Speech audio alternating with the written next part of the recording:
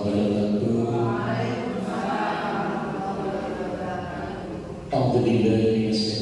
Bismillahirrahmanirrahim. Alhamdulillah. Wassallallahu ala khawla quwwata illa billah. Amma ba'da.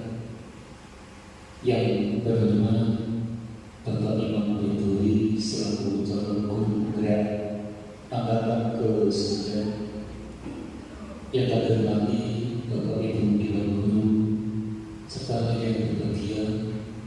Sebelumnya marilah kita bersama-sama mengucapkan kepada Allah Subhanahu wa taala dengan ucapan alhamdulillahirabbil alamin, karena pada siang hari ini, hari Rabu tanggal 18 Oktober tahun 2023, kita semua masih diberi nikmat iman Islam, kesehatan dan batin sehingga dapat menghadiri yaitu aksi nyata modul 1.4 budaya positif, yaitu diseminasi pemahaman dan pengalaman penerapan budaya positif oleh yang terhormat Bapak Imam Baituri.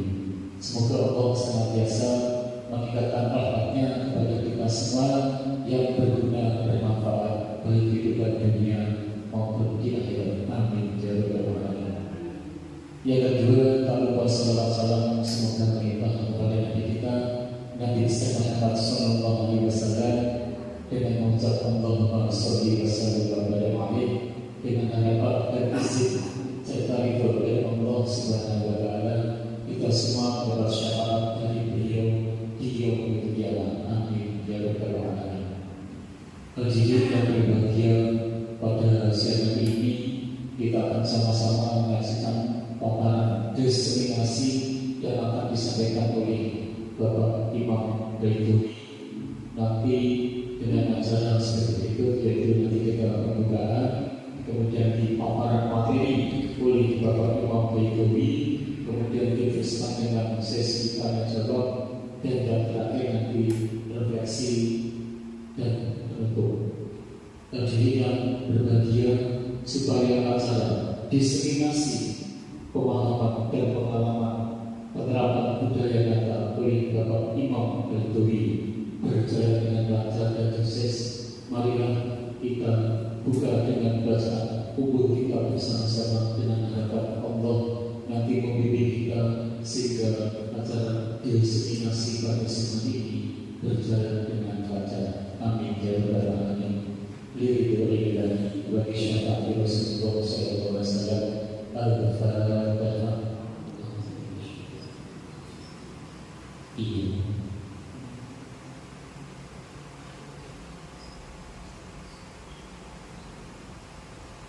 Terima kasih. Semoga doa kita diijabah oleh Allah Subhanahu wa taala. Sebelumnya saya perkenalkan diri, saya nama Heri Cokro dari SMP 1 Kuningan. Pada siang ini bertugas selaku moderator. Kemudian sebelah kiri saya Ibu Tri Handayani, guru mata IPA, yang pada acara diseminasi pada siang ini adalah sebagai moderator. Hadirin berbahagia, marilah kita lanjut acara berikutnya adalah paparan materi diseminasi pemahaman pengalaman penerapan budaya positif oleh yang terhormat Bapak Imam Baituri. Kepadanya disilakan. Bismillahirrahmanirrahim. Kalau berdiri Bapak Ibu, Assalamualaikum warahmatullahi wabarakatuh. Alhamdulillahirabbil alamin, wassalatu wassalamu ala asrofil anbiya'i wal mursalin sayyidina wa maulana Muhammadin rasulillah ajmain. Yang terhormat Bapak Ibu guru SMP 1 Kuningan yang akan saya muliakan. Sebelumnya Bapak Ibu yang saya hormati, saya melaksanakan aksi nyata di modul 1.4 budaya positif, yaitu diseminasi pemahaman dan pengalaman penerapan budaya positif. Hai Bapak Ibu. Halo. Ya. Semangat pagi ya. Semangat pagi. Semangat pagi ya. Semangat pagi. Meskipun kita sudah di masa-masa yang kritis, di jam-jam kritis, jamnya tidur, tapi tetap semangat pagi. Baik. kita akan ini saya pada waktu jadi dalam jalan. Lanjut ya.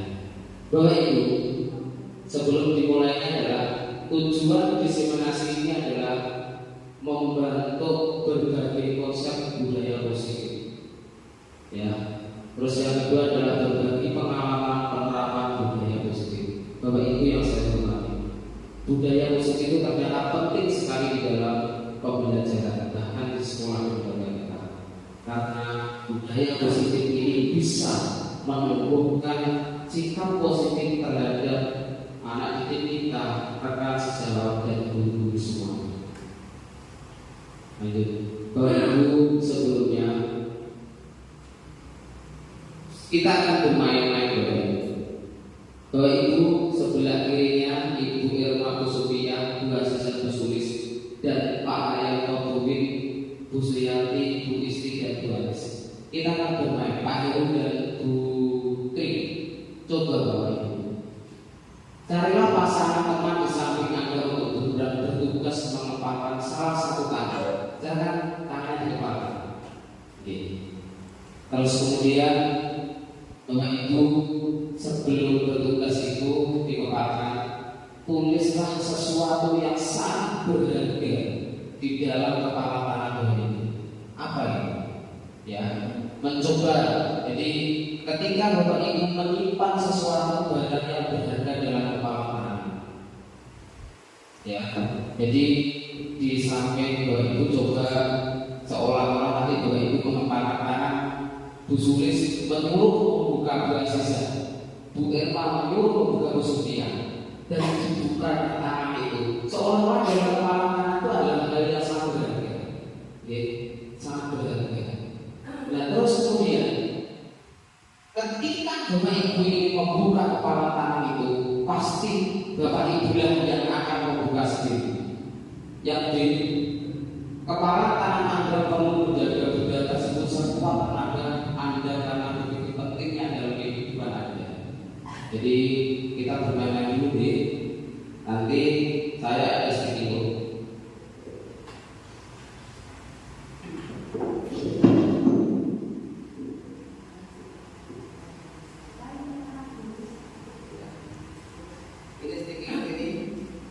Ibu Erma menulisnya, Bu Aziza juga menulis, Pak Haryanto menulis, terus Bu Istiaja, Bu Isti Simarok, dan Baris menulis.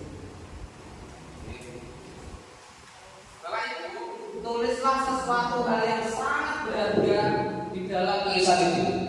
Tulislah yang sangat berharga yang mungkin adalah sangat penting dan sangat vital dalam kehidupan Bapak Ibu. Silakan. Terus kemudian sudah, kalau sudah genggam erat-erat Bapak Ibu, digenggam erat-erat. Nah terus genggam erat-erat. Di samping Bapak Ibu, coba Bapak Ibu, Ibu Win, Ibu Sulis, dan Ibu Anis, Bu Surya, untuk membuka barang yang sangat berharga itu. Ya terus, ayo Bu, ditarik, dibuka. Ayo, boleh kan dibuka dengan cara? Boleh kan dibuka? Nah, ya, kamu, iya, betul, ya, luar biasa, ya, oke, sip, ya, oke, sudah baik. Ini adalah sebuah gambaran Bapak Ibu. Coba buka, ya. Ini Bapak Ibu. Apakah Bapak Ibu akan membuka kepala tangan? Mengapa? Apa alasan A atau B membuka kepala tangan Anda? Apakah A atau B menutup kepala tangan Anda? Mengapa? Dan alasan apa? Dalam kegiatan ini sesungguhnya siapakah yang memegang kendali kontrol pada diri kita? Siapa Bapak Ibu? Diri sendiri. Luar biasa. Berikan aplaus untuk kita semuanya. Jadi Bapak Ibu, ketika dalam hal apapun itu yang memegang kontrol bukan orang lain, tapi diri kita sendiri. apapun itu yang memegang kontrol diri kita sendiri, bahkan diancam pun, diberi hadiah, diberi apapun itu, ketika diri kita tidak akan ingin membuka, maka tidak terbuka sebuah hal itu, berarti diri kita lah yang menjadi kontrol dari sesuatu apapun itu. Baik, Bapak Ibu, kita sendirilah yang memegang kontrol atas kepala tangan kita. Apakah kita membuka atau menutup kepala tangan kita, itu tergantung kepada diri kita masing-masing, sesuai dengan kebutuhan dasar kita saat ini. Berarti pada dasarnya adalah kita, kebanyakan didik kita bisa mengancam mereka, tapi sebenarnya yang harusnya berubah itu adalah diri mereka sendiri. Kita bisa mengancam. Ketika anak melanggar, kita bisa mengancam dengan hukuman. Tapi sebenarnya yang bisa merubah mereka adalah diri mereka sendiri. Baik. Psikiater dan pendidik menurut Dr. William Besar. Jadi saya mau menyatakan bahwa ilusi guru mengontrol murid, pada dasarnya kita tidak dapat memaksa murid untuk berbuat sesuatu jika murid tersebut memilih tidak melakukannya. Walaupun tampaknya guru sedang mengontrol perilaku murid, hal demikian terjadi karena murid sedang mengizinkan dirinya dikontrol. Saat itu bentuk kontrol guru menjadi kebutuhan dasar yang dipilih murid tersebut. Teori kontrol menyatakan bahwa semua perilaku memiliki tujuan, bahkan terhadap perilaku yang tidak disukai. Yang kedua adalah ilusi bahwa semua penguatan positif efektif dan bermanfaat. Penguatan positif atau berusaha adalah bentuk-bentuk kontrol segala usaha untuk mempengaruhi murid agar mengulangi suatu perilaku tertentu. Jadi adakah suatu usaha untuk mengontrol murid tersebut dalam jangka waktu tertentu, kemungkinan murid tersebut akan menyadarinya dan mencoba untuk menolak berusaha kita, atau bisa jadi murid tersebut menjadi tergantung pada satu untuk berusaha. Ini berhubungan dengan yang disebut dengan punishment dan reward. Bahasanya nanti, apakah murid itu bisa dihukum apa tidak? Ini berhubungan dengan teori. Ilusi bahwa karakter dan membuat orang merasa bersalah dapat mematahkan karakter. Menggunakan kritik dan rasa bersalah untuk mengontrol murid menuju pada identitas sadar. Mereka belajar untuk merasa buruk tentang diri mereka. Mereka mengembangkan dialog diri yang negatif agar yang sulit bagi guru untuk mengidentifikasi bahwa mereka sedang melakukan perilaku ini. Yang ketiga selanjutnya adalah ilusi bahwa orang dewasa memiliki hak untuk memaksa. Banyak orang dewasa yang percaya bahwa mereka memiliki tanggung jawab untuk membuat murid-murid berbuat hal tertentu. Apapun yang dilakukan dapat diterima selama ada sebuah pemakzulan berdasarkan sebuah pengumuman yang saja. Lanjut dulu. Ini, mari berubah dari paradigma stimulus dan respon kepada pendekatan teori kontrol yang dikembangkan oleh Dr. William Besar, bahwa di dalam stimulus dan respon teori kontrol, realitas kebutuhan kita sama. Dalam teori kontrol bahwa realitas kebutuhan kita berbeda. Stimulus respon adalah semua orang melihat yang sama, tapi dalam teori kontrol bahwa setiap orang memiliki gambaran yang berbeda. Kita mencoba mengubah orang agar berpandangan sama dengan kita. Teori kontrol kita berusaha memahami pandangan orang lain dalam dunia. Lanjut dulu. Ya. Sekarang Bapak ini, pembelajaran yang sekarang kita lakukan adalah pembelajaran dengan paradigma baru. Pembelajaran dengan paradigma baru dirancang berdasarkan prinsip pembelajaran yang terdiferensiasi, sehingga setiap siswa belajar sesuai dengan kebutuhan dari tahap perkembangannya untuk mewujudkan yang disebut dengan profil pelajar Pancasila. Jadi sebenarnya pembelajaran kita yang saat ini kita lakukan adalah pada dasarnya adalah ini. 5 dimensi yang pernah kita lakukan dalam beberapa hari kemarin itu, di antaranya adalah 5 dimensi profil Pancasila. Ada yaitu tentang kebinekaan global, bergotong royong, kreatif, bernalar kritis, mandiri, Dimensi inilah yang menjadi tujuan utama dari yang disebut dengan kurikulum merdeka. Anak dituntut untuk kita sebagai seorang guru bukan menuntut anak untuk mencapai kodratnya dengan berdasarkan profil pelajar Pancasila dengan berpatokan 5 dimensi ini, yaitu beriman kepada Tuhan Yang Maha Esa, kebinekaan global, bergotong royong, kreatif, bernalar kritis dan mandiri. Pada dasarnya itu Bapak Ibu yang kita lakukan sebagai seorang guru itu. Oke, lanjut. Memahami konsep budaya positif Bapak Ibu. Ya, dalam standar pendidikan nasional Bapak Ibu, dalam rangka menciptakan lingkungan yang positif, maka setiap warga sekolah dan pemangku kepentingan perlu saling mendukung, menghayati dan menerapkan nilai-nilai kebajikan yang telah disepakati bersama. Oke, untuk dapat menerapkan tujuan mulia tersebut, maka seseorang pemimpin pembelajaran perlu berjiwa kepemimpinan sehingga dapat mengembangkan sekolah dengan baik agar terwujud suatu budaya sekolah yang positif dengan standar kompetensi pengelolaan yang telah ditetapkan. Tujuan mulia dalam penerapan disiplin positif adalah agar membentuk murid-murid berkarakter, berdisiplin, santun, jujur, peduli, bertanggung jawab dan mengungkapkan pengelola atau belajar sepanjang hayat sesuai dengan standar kompetensi lulusan yang diharapkan. Jadi ini sebenarnya adalah budaya positif itu tujuannya adalah sama dengan kita yang telah kita lakukan, cuma beda dimensi dari berbagai bidang, yaitu penerapan disiplin positif. Lanjut, Bapak Ibu yang saya hormati, disiplin positif merupakan unsur utama dalam terwujudnya budaya positif yang kita cita-citakan di sekolah kita. Bapak Ibu, disiplin menurut Bapak Ibu adalah apa? Kira-kira saya berikan sedikit kepada Bapak Ibu, nanti akan baca satu persatu. Mohon.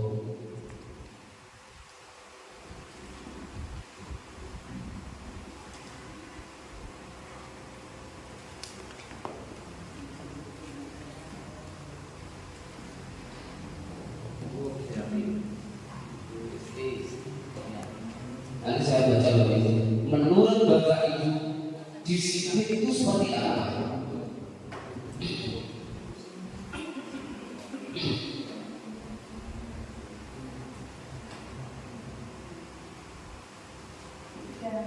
Ya, terima kasih.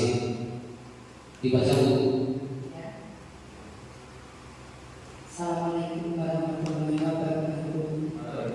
Disiplin menurut saya adalah mematuhi semua peraturan yang sudah ditetapkan oleh sekolah. Terima kasih. Berikan aplaus Bapak Ibu. Bagaimana Ibu Sufia? Bapak Ibu. Disiplin adalah suatu kegiatan atau kewajiban yang harus dikerjakan sesuai dengan peraturan yang berlaku di sekolah itu. Terima kasih Ibu. Berikan aplaus Ibu kepada Ibu Sufia. Sekarang Ibu Aziza. Sebagai guru BK.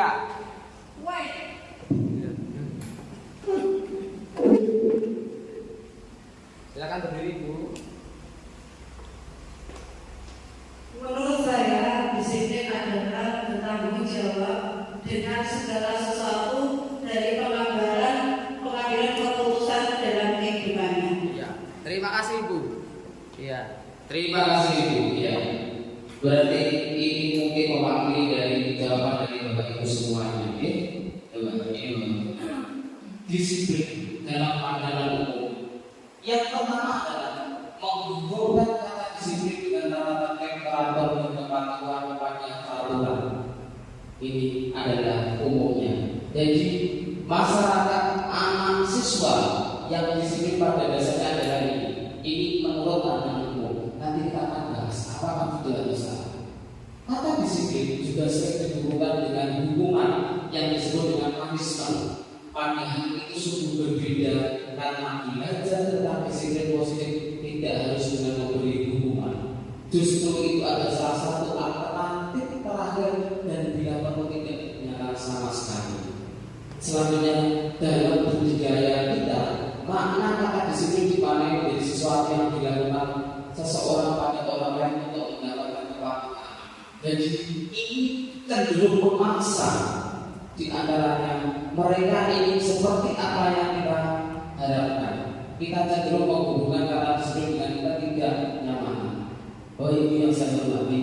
Di sekolah ini sangat penting, disiplin positif penting karena merubah paradigma berpikir kita bahwa disiplin itu apa yang kita inginkan sesuai dengan aturan. Baik, kita bahas ini. Ki Hajar, disiplin merupakan pendidikan dan Ki Hajar Dewantara. Ki Hajar Dewantara menyatakan bahwa untuk mencapai kemerdekaan dalam konteks pendidikan kita saat ini, untuk menciptakan murid yang merdeka, syarat utamanya harus ada disiplin yang kuat. Disiplin yang dimaksud adalah disiplin diri yang memiliki motivasi internal. Jika kita tidak memiliki motivasi internal, maka kita memerlukan pihak lain untuk mendisiplinkan kita, atau motivasi eksternal karena berasal dari wadukan dari diri kita sendiri. Menurut pakar pendidikan, dia menyatakan bahwa arti dari kata disiplin berasal dari bahasa Latin, yaitu disiplina, yang artinya belajar. Kita disiplina juga berasal dari akar kata yang sama dengan disciple atau murid pengikut. Untuk menjadi seorang murid atau seseorang harus tahu betul alasan mengapa mereka mengikuti suatu aliran atau ajaran tertentu, sehingga motivasi yang terbawa adalah motivasi intrinsik, bukan ekstrinsik. Jadi motivasi itu terbangun berdasarkan motivasi intrinsik. Baik Bapak Ibu, menurut Bapak pendidikan kita, pakar pendidikan Ki Hajar Dewantara dan Jerry Hussein mengartikan bahwa dari dua pendekatan yaitu disiplin sebagai bentuk kontrol diri, yaitu belajar untuk kontrol diri agar dapat mencapai suatu tujuan yang mulia. Tujuan mulia di sini mengatur pada nilai-nilai atau prinsip mulia yang dianut seseorang yang kemudian disebut nilai kebajikan universal, yakni nilai-nilai kebajikan yang disepakati bersama, lepas dari suku bangsa, agama, bahasa maupun latar belakangnya. Nilai-nilai ini merupakan fondasi kita dalam berperilaku.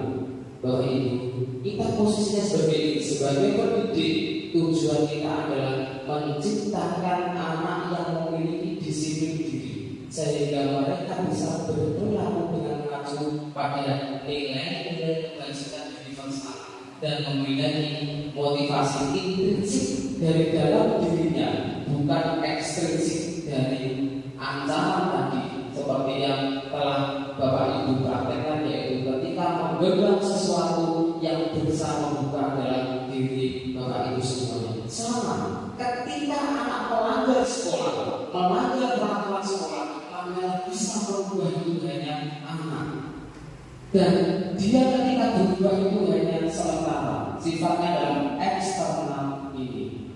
Salah satunya adalah nilai-nilai kebajikan yang ingin dicapai masyarakat Indonesia yang kita kenal dengan profil pelajar Pancasila.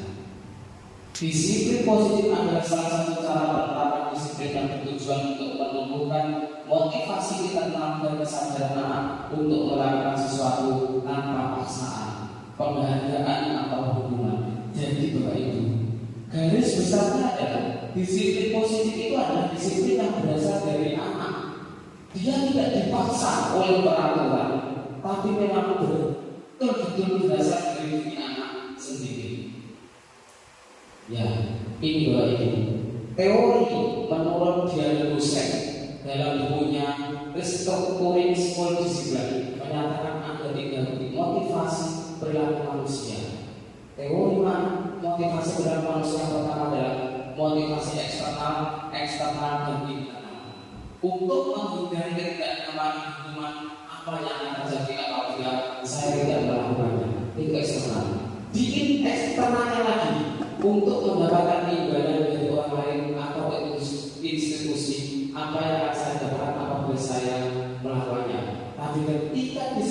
internal, motivasi internal yang disebut dengan tujuan disiplin positif, bahwa saya akan menjadi orang yang seperti apa bila saya melakukannya. Bapak Ibu yang saya hormati, inilah yang disebut dengan teori motivasi bergerak manusia. Anak didik kita arahkan ke ini, Bapak Ibu, untuk menghargai diri sendiri. Oke, jadi seperti itu. Lanjut. Tujuan dari disiplin positif adalah menanamkan motivasi yang ketiga pada murid-murid kita, yaitu untuk menjadi orang yang mereka inginkan dan menghargai diri sendiri dengan nilai yang mereka percaya. Ketika murid-murid kita memiliki motivasi tersebut, mereka memiliki motivasi intrinsik berjangka panjang, motivasi yang tidak akan terpengaruh pada adanya hubungan atau kajian. Mereka akan tetap berperilaku baik, Bapak Ibu, dan berlandaskan nilai-nilai kebajikan, karena mereka ingin menjadi orang yang menjunjung tinggi nilai-nilai yang mereka hargai. Pertanyaannya sekarang adalah, bagaimana cara kita sebagai seorang pendidik, sebagai seorang guru, untuk menanamkan disiplin positif kepada murid sehingga terbentuk budaya positif? Ini pertanyaan yang mungkin di dalam benak Bapak Ibu semuanya. Baik Bapak Ibu, ini ada beberapa hal yang perlu kita pahami, ya Bapak Ibu. Pertanyaan sekarang ini, cara kita sebagai guru untuk menanamkan disiplin positif yang positif ini kepada murid kita sehingga terbentuk budaya positif. Yang pertama adalah didukung oleh penghargaan, konsep hukuman, konservasi, dan restitusi. 5 kebutuhan dasar manusia, penerapan keyakinan kelas, teori kontrol, dan segitiga restitusi. Nanti kita akan pahami ini. Inilah yang disebut dengan bagaimana kita mendidik anak dengan betul-betul menegakkan nilai disiplin positif. Lanjut. Didukung oleh penghargaan. Ini contohnya, bahwa penghargaan berlaku sama dengan hukuman, dalam arti meminta atau membujuk seseorang melakukan sesuatu untuk memenuhi suatu tujuan tertentu. Membujuk eksternal dan ada faktor ketergantungan. Beberapa dampak dan pemberian penghargaan menurut Afikor, ya, ini ada efek ketergantungan, pengaruh jangka pendek dan jangka panjang. Ketika menghukum seseorang, ini pengaruhnya tergantung. Yang kedua adalah penghargaan hukum, menghukum mereka yang tidak mendapatkan penghargaan. Penghargaan orang yang tepat tidak berdiri salah dengan asal dapat.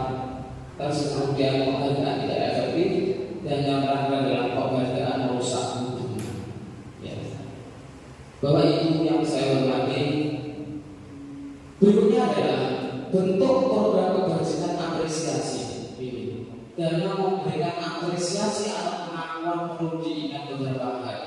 Yang pertama adalah beri dukungan secara khusus, beri pengakuan secara pribadi, beri pengakuan pada semua murid bergantian, beri pengakuan secara konsisten, fokus pada proses. Bapak Ibu, contoh pengakuan apresiasi kebajikan pembukanya seperti ini. Kemarin saya perhatikan nilai kebajikan adalah rasa empati itu besar sekali. Nilai kebajikan situasinya adalah pada saat menolong murid baru di kelas kita. Ini adalah salah satu pengakuan apresiasi kebajikan kepada murid kita. Oke, lanjut. Nanti saya tanya konsep hukuman, konsekuensi, dan restitusi. Apa itu perbedaan antara hukuman, konsekuensi, dan restitusi? Ya, ini hukuman bersifat tidak terencana atau tiba-tiba. Anak atau murid tidak tahu apa yang akan terjadi dan tidak dilibatkan. Hukuman bersifat satu arah dari pihak guru yang memberikan, dan murid hanya menerima suatu hukuman tanpa melalui suatu kesepakatan atau pengarahan dari pihak guru baik sebelumnya atau sesudahnya. Ini yang disebut dengan hukuman. Sekarang kita ke konsekuensi. Konsekuensi sudah terencana atau sudah disepakati, sudah dibahas dan disetujui oleh murid dan guru. Biasanya ini yang disebut dengan keyakinan kelas. Perbedaan keyakinan dan peraturan kelas atau peraturan sekolah nanti saya jelaskan. Pihak guru atau sekolah dan murid sudah mengetahui sebelumnya konsekuensi yang akan diterima bila ada pelanggaran. Pada konsekuensi ini, murid tetap dibuat tidak nyaman untuk jangka waktu pendek. Konsekuensi biasanya diberikan berdasarkan suatu data yang dapat diukur. Selanjutnya adalah restitusi. Restitusi adalah sebuah pendekatan untuk menciptakan disiplin positif. Restitusi adalah proses menciptakan kondisi bagi murid untuk mempelajari kesalahan mereka, sehingga mereka bisa kembali pada kelompok mereka yang harapan dibuat. Ini menurut Buset 2004. Restitusi juga merupakan proses kolaboratif yang mengajarkan murid untuk mencari solusi untuk masalah mereka. Carlson Buset 1996. Ini adalah salah satu pakar sebuah psikologi di Inggris kali ini. Lanjut, ini Ibu, kita lihat, kita sering melakukan seperti ini. Tindakan dulu, mencatat 10 kali di dalam buku kalimat, saya tidak akan terlambat lagi karena terlambat ke sekolah. Ini termasuk hukuman atau konsekuensi? Apa? Hukuman. Baik, termasuk hukuman. Yang kedua, lari mengelilingi lapangan basket 2 kali karena terlambat dan di sekolah, termasuk hukuman atau konsekuensi? Konsekuensi. Terima kasih. Yang selanjutnya, murid diminta untuk push up 15 kali karena tidak menggunakan masker sekolah. Hukuman atau hukuman? Selanjutnya, menggantikan kertas tugas teman yang harus dicoret-coret. Hukuman atau konsekuensi? Konsekuensi. Membersihkan tumpahan air di meja tulis karena tersenggol pada saat belajar. Hukuman atau konsekuensi? Konsekuensi. Murid disuruh untuk mengenakan sepatu sendirian di sekolah karena tidak mengenakan sepatu hitam. Ya, murid disuruh tidak mengenakan sepatu sendirian. Ya, karena tidak menggunakan sepatu hitam. Hukuman. Lari mengelilingi lapangan basket 2 kali karena terlambat 10 menit untuk pelajaran fisika. Konsekuensi apa bukan? Konsekuensi. Baik, kita lihat. Ternyata begini, ketika mencatat 100 kali saja kalau termasuk hukuman. Jadi nanti dampaknya akan berdampak pada nanti kedepannya kita. Yang kedua, lari mengelilingi lapangan basket termasuk hukuman. Murid diminta push-up 15 kali tidak menggunakan masker sekolah termasuk hukuman. Menggantikan kertas tugas kelas yang dicoret termasuk konsekuensi. Membersihkan tumpahan air di meja tulis dalam tersenggol pada saat belajar adalah konsekuensi. Murid disuruh untuk mengenakan sepatu sendirian di sekolah karena tidak mengenakan sepatu adalah hukuman. Lari memilih basket 2 kali karena terlambat 10 menit itu pelajaran juga itu konsekuensi. Loh, pertanyaannya adalah kenapa kok ini termasuk konsekuensi? Jadi yang diharapkan di sekolah itu bukan sebuah hukuman tapi sebuah konsekuensi. Karena konsekuensi itu pada dasarnya adalah hal yang akan nanti anak didik kita yang merubah diri mereka untuk lebih baik. Ini baik. Sekarang kita berada di penerapan keyakinan kelas. Baik. Pertanyaan bermakna, mengapa Bapak Ibu keyakinan kelas bukan mengapa tidak peraturan kelas saja? Silakan. Bukan saja Pak. Kita jawab sama-sama. Mengapa keyakinan kelas dan mengapa Pak tidak peraturan kelas saja? Silakan. Karena kalau keyakinan kelas itu hasil dari kesepakatan bersama antara siswa dan guru. Tapi kalau peraturan adalah peraturan itu hanya satu arah, tidak ada timbal balik dari keseluruhan warga sekolah. Terima kasih Ibu Asyah luar biasa. Sekarang pos Bapak Ibu. Ya, betul. Keyakinan kelas bukan peraturan kelas. Karena keyakinan kelas itu dibuat oleh anak. Ya, jadi anak dilibatkan. Contoh, dilarang tidur di kelas. Itu siapa yang buat? Sebelum pembelajaran dimulai, bahkan sebelum masuk ajaran baru, kita tahu bahwa kita membuat sebuah keyakinan kelas. Anak meyakini bahwa ketika tidur di kelas Terus nanti keyakinan kelas itu diyakini bahwa apa keyakinan yang aku tidur tidak boleh tidur di kelas. Yang pertama adalah tidak boleh tidur di kelas karena mengganggu, bahasanya adalah kebersamaan. Kenapa kok tidak boleh tidur? Dan temannya nanti mendengarkan dia tidur. Ini yang disebut dengan salah satu nilai positif. Kita lanjut. Mengapa kita memiliki peraturan tentang penggunaan helm pada saat mengendarai kendaraan roda 2? Kenapa ini? Kita sebagai seorang masyarakat, kita itu kadang-kadang kan dalam hal memakai helm itu karena takut. Kalau polisi, atau lalu merah, atau pimpinan. Tapi dalam kemudian jawaban Anda adalah untuk apa? Keselamatan. Berarti meskipun ada dan tidak ada polisi, meskipun di lampu merah pun, maka kita akan tetap memakai helm karena tujuannya adalah keselamatan. Ini yang disebut dengan sebuah kebajikan universal. Mengapa kita memiliki peraturan tentang penggunaan masker dan mencuci tangan setiap saat? Kemungkinan Anda menjawab adalah kesehatan dan keselamatan.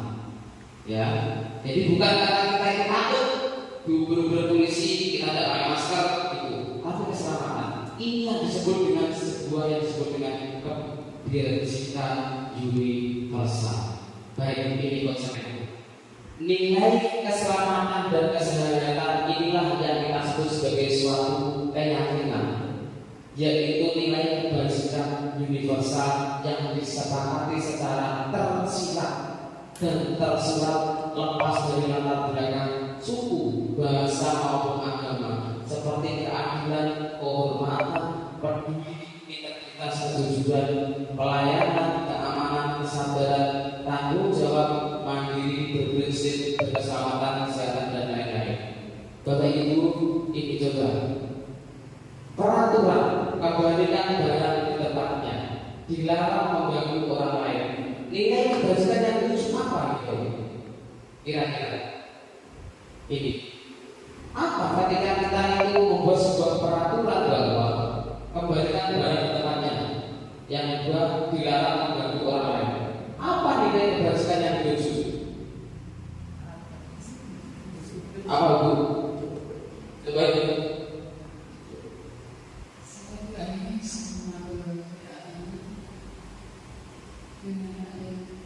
Peraturan kebajikan barang-barangnya menurut saya itu adalah juga disiplinan. Terima kasih. Terima kasih Bu. Close Bu. Ya. Terus kondisi. Yang nomor 2 Bu. Saya Gusti dari Manggarai. Peraturan dilarang mengganggu orang lain. Nilai kebajikan yang dituju menurut saya adalah kenyamanan dalam suatu masa. Luar biasa itu. Iya, jadi nilai kebajikan yang dituju. Ya, ini. Mengapa Bapak Ibu keyakinan kelas? Mengapa tidak peraturan kelas saja? Karena untuk mendukung tumbuhnya motivasi intrinsik yang berasal dari diri anak, dengan kembali dari nilai-nilai keyakinan diharapkan akan lebih menggerakkan seseorang ketika mengikuti serangkaian peraturan-peraturan. Jadi itu Bapak Ibu. Jadi pada dasarnya adalah kita menumbuhkan motivasi yang berasal dari diri anak didik kita, siswa kita. Baik, lanjutnya. Ini Bapak Ibu, hal yang perlu diperhatikan dalam pembentukan keyakinan kelas. Ini bisa dikatakan ketika kita berada di suatu kelas Bapak Ibu. Kadang-kadang kita itu berada di kelas itu kan ada anak yang ngantuk, ada anak yang rame, dan itu terjadi. Bahkan ada anak yang tidak tahu masuk dan sebagainya. Oke, ya. Hal yang perlu diperhatikan dalam pembentukan keyakinan kelas adalah pertama, keyakinan kelas bersifat lebih abstrak daripada peraturan yang lebih rinci dan konkret. Keyakinan kelas berupa pernyataan universal. Pernyataan keyakinan kelas adalah terbuat dalam bentuk positif. Keyakinan kelas tidaknya tidak terlalu banyak dan rasa diterima.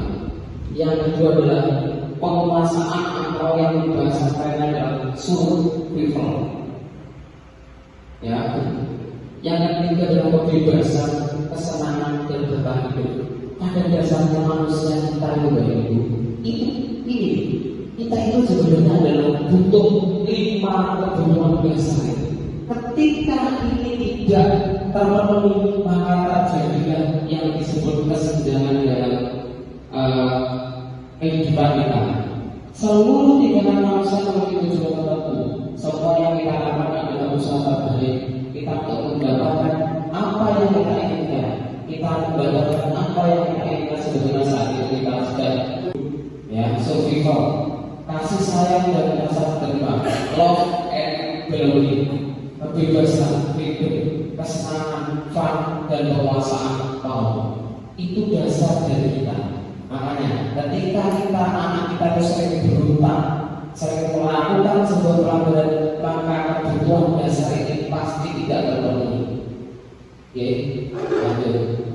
Kita seorang murid melakukan suatu perbuatan yang bertentangan dengan nilai kebajikan tentang melanggar peraturan. Hal itu sebenarnya karena mereka yang memenuhi kebutuhan dasar mereka. Betul baik. Ketika murid kita itu melanggar sebetulnya adalah mereka ini memenuhi kebutuhan dasar mereka, dan kebutuhan dasar itu tidak terpenuhi sehingga mereka itu pelanggar nilai kebajikan dan melanggar peraturan. Lanjut ini. Pentingnya memahami kebutuhan dasar murid.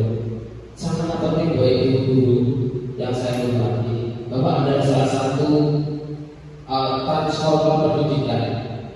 Ya, baik guru itu adalah salah satu pendidik di mana nanti yang kita didik itu bukan sebuah hal yang benda mati, tapi benda hidup. Sangatlah penting bahwa ibu guru untuk mengetahui kebutuhan dasar murid agar kita memahami alasan dibalik seperti dengan murid. Untuk tindakan yang dilakukan dengan nilai kebajikan, maka perlu diperhatikan untuk mencari sebuah solusi. Ya, baik itu ini sangat banyak sekali materi ini karena memang di dalam nilai kebajikan ini, ya, ini luar biasa. Contoh kasus.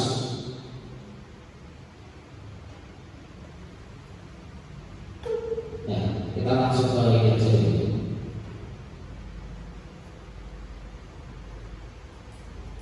Ya, di segitiga restitusi ini, ya, segitiga restitusi ini, baik itu, ya, langsung saja.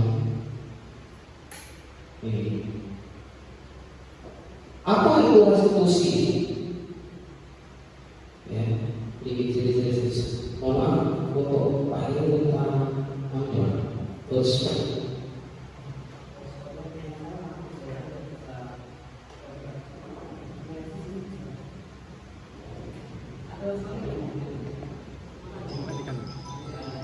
Sebuah penerapan keyakinan keras. Saya kemarin praktek dengan salah satu murid di kelas, yaitu dengan Pak Sunu. Sebenarnya kita ada videonya. Bagaimana kita betul menerapkan sebuah keyakinan, menerapkan segitiga restitusi pada anak didik kita. Ini bagian, ini videonya. Dan terus sekarang kita akan menuju acara, menuju ini supaya ini sudah hampir 1 jam lebih. Nah itu yang saya hormati dalam merefleksi dimensi, ya, kira-kira begini.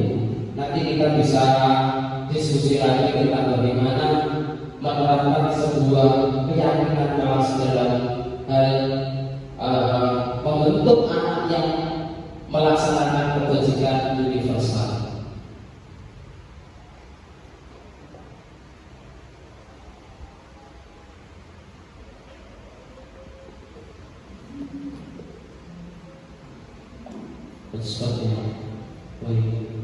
Masih sebelum kita tutup, ya, kira-kira satu saja dari guru untuk melakukan sebuah refleksi, ya, sebelum kita tutup. Mungkin refleksi juga pertanyaan.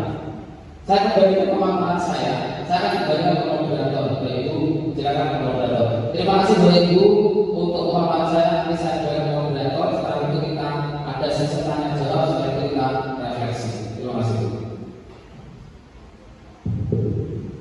Terima kasih teman-teman, sangat luar biasa. Mari kita berikan seluruh ungkapan berdiri atas paparan pada siang hari ini, yaitu mengenai destinasi pemahaman dan pengalaman untuk penerapan budaya positif. Baiklah, berbahagia untuk sesi berikutnya kita sharing barangkali dari harapan jenengan ada yang ingin disampaikan atau mungkin belum jelas, mungkin Bapak atau Ibu silakan nanti untuk mengajukan kemudian mohon diperkenalkan diri. Sekali lagi mohon untuk Bapak Ibu Guru segera memberikan pertanyaan mengingat waktu yang sangat sempit. Monggo dari sebelah selatan mungkin satu pertanyaan, monggo nanti diperkenalkan diri.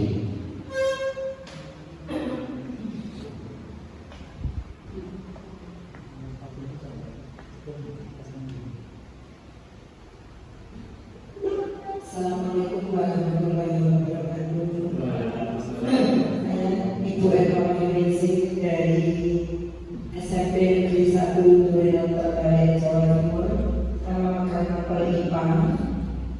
Mohon maaf kepada Pak Bedoni selaku narasumber di sini. Tadi sudah dijelaskan bahwa budaya positif itu dimulai dari disiplin positif dari anak-anak. Itu kita berharap bahwa anaknya mempunyai kesadaran diri untuk melakukan disiplin dari internal, dari dalam diri anak itu sendiri. Kalau dari internal itu tidak tumbuh kesadarannya, maka jalan terakhirnya adalah diberi hukuman. Sementara kita sebagai guru ini Bapak, kalau kita mau menghukum anak itu juga mendapatkan perlindungan HAM. Banyak sekali kasus, misalnya anak yang gondrong sudah diberitahu, atau gondrong diberitahu, disadarkan bahwa rambut panjang itu tidak boleh, tetap tidak mau, kemudian anaknya diberi hukuman, kita memberikan potongan rambut dan memotong rambutnya memakai gunting. Kemudian anak ini lapor dengan pihak HAM bahwa itu diapa-apakan oleh bapak ibu gurunya. Itu yang menjadi dilema dari seorang guru. Sementara dari guru ini harus menegakkan disiplin di sekolah, harus memberikan hukuman karena ada peraturannya dari sekolah. Tetapi di sisi lain anak juga mempunyai hak, dan anak itu di belakangnya ada hak yang setiap saat bisa mengancam kehormatan bapak dan ibu guru. Bagaimana ini bisa dijelaskan? Mohon penjelasan dari Bapak narasumber Pak Bedoni. Sebelumnya mohon maaf. Terima kasih. Assalamualaikum warahmatullahi wabarakatuh.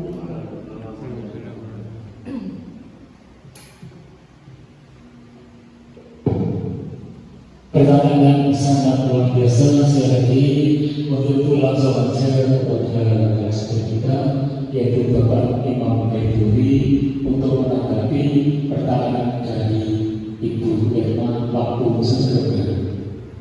Terima kasih, pertanyaan yang luar biasa Ibu. Saya akan menjawab ya. Ketika anak itu mendapatkan sebuah hukuman, itu adalah alternatif terakhir. Pada dasarnya tadi sudah diingatkan, yaitu ketika sudah gondrong, terus kemudian diingatkan tapi tidak memperhatikan ini, terus kemudian dulu memotong, bisa kena HAM atau undang-undang perlindungan anak. Bagaimana sikap kita sebagai seorang guru? Iya, terima kasih luar biasa. Kita memang berada di sebuah negara yang semua dilindungi oleh undang-undang. Dalam peraturan yaitu PPPA, peraturan perlindungan anak. Memang anak itu ketika kita semacam gunakan seperti itu, maka kita akan melanggar. Sebenarnya tidak, menurut saya. Karena apa? Itu tidak menyakiti anak. Bahasanya itu hanya diingatkan kembali, ya, supaya anak memotong rambutnya. Kita sebagai guru bagaimana? Kita ingatkan dulu. Kita ingatkan. Setelah kita tidak mau, baru tindakan terakhir adalah memberikan sebuah hukuman. Sebagai seorang guru, kita kena perlindungan yang disebut Undang-Undang Perlindungan Anak. Bahwa ibu guru yang saya hormati, ini adalah sebuah hukuman sebagai seorang guru. Makanya dari guru, kita harus bersifat bagaimana untuk mengatasi anak didik kita seperti itu. Yang pertama adalah kita membuat sebuah keyakinan kelas, keyakinan sekolah, bahwa ketika gondok apa konsekuensi yang harus kamu lakukan. Konsekuensinya dipotong. Ketika mereka sudah melakukan konsekuensi dipotong, maka itu tidak apa-apa, karena sudah ada keyakinan kelas.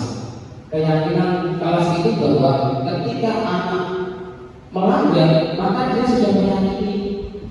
Dan mungkin itu kita sebagai guru juga tidak harus mengambil tindakan untuk memotongnya, biar mereka yang memotong sendiri. Melanggar undang-undang hak asasi anak yang disebut dengan undang-undang perlindungan anak.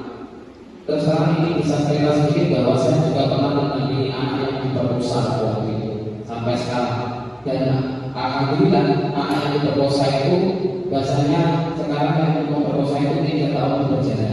Dan saya punya teman itu untuk di undang-undang perlindungan anak dan punya teman juga sebagai undang-undang guru.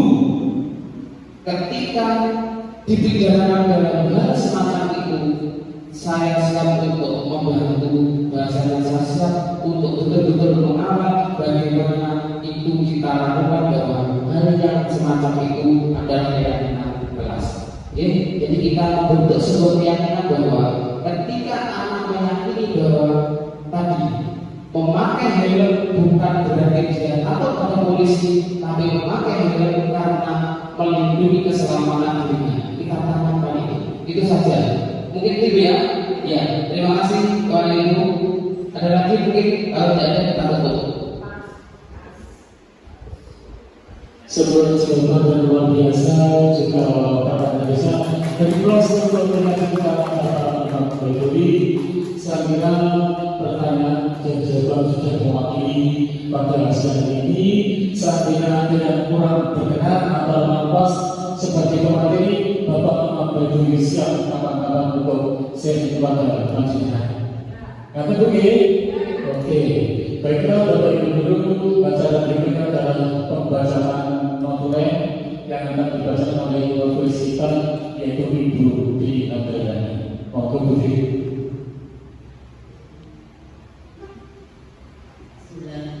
Assalamualaikum warahmatullahi wabarakatuh.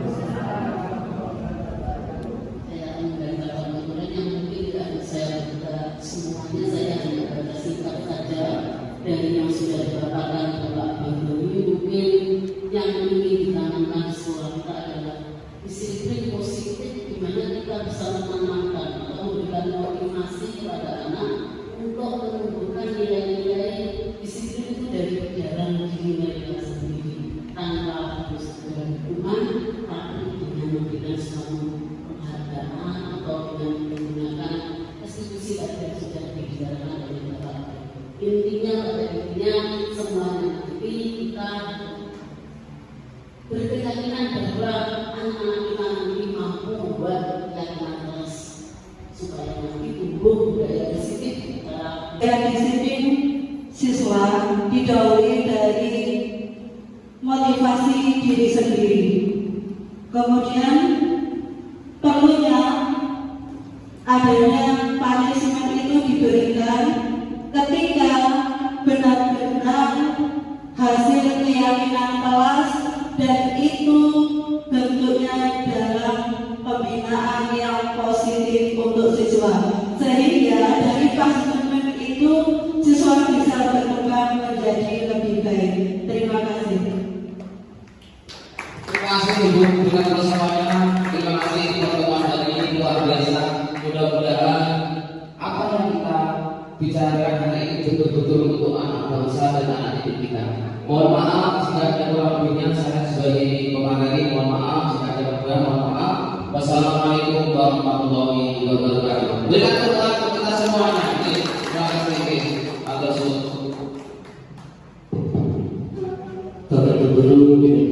haji asal destinasi kita ini pulang akhirnya saya ini ihdinas siratal mustaqim hingga taufik walhidayah ya. Wassalamualaikum warahmatullahi wabarakatuh.